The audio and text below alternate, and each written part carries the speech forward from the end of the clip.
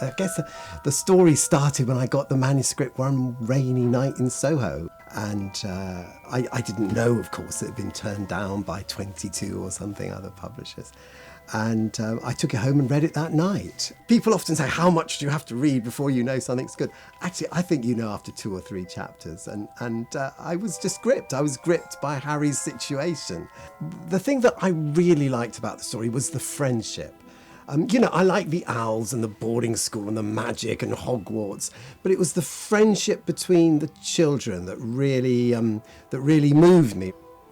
I gave the manuscript to my daughter, Alice, the night I got it, and she couldn't stop reading, so I had to tear it off her the next morning and say, well, I think I'm going to buy this. What do you think? She said, that's a good idea. So I rang up the agent and we haggled for, 10 minutes on a relatively low amount of money. I bought the first 2 books and that was that really. That was the end of perhaps the most significant purchase made in publishing in the last 50 years.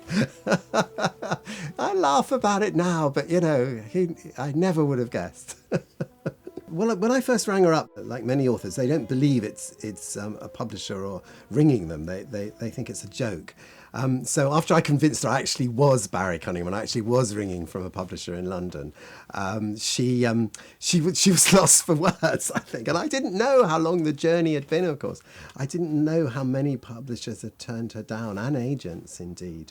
And then I invited her down to London and she said, yes. I said, do you mind a little bit of editorial? And she said, no. She said, very, very nervously, how do you feel about sequels? And I said, well, I think we'll just get the first one out first and then we'll think about that. But then she proceeded to tell me the story of all the books and how Harry would actually grow up. That was very kind of revolutionary in those days because mostly sequels would just be the same book set in a different environment. But I was worried, she was a single mum. She had no real income. Children's books weren't the gold mine that they've become now. And so I gave her the infamous advice, really, was that she would never make any money out of children's books and she should really think about getting a day job as well.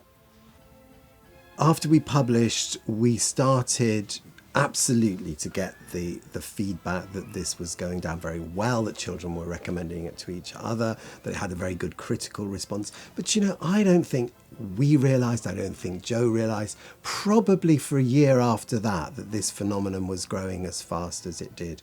And that's when she got huge number of offers from the United States, and they paid a very large amount of money for the American rights. And I think it's at that point we realised that something was changing in the world of children's books. There's no question, it's a publishing phenomenon. Some of the people here have been queuing for 18 hours. That, if you like, Beatlemania for Pottermore began.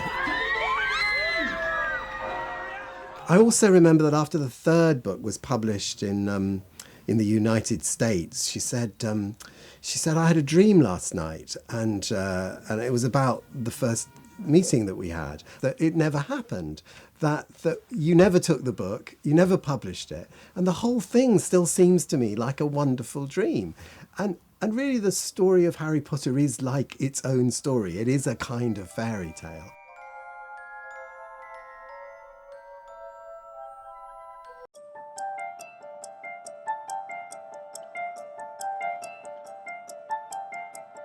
Listen carefully and you can even hear it breathing.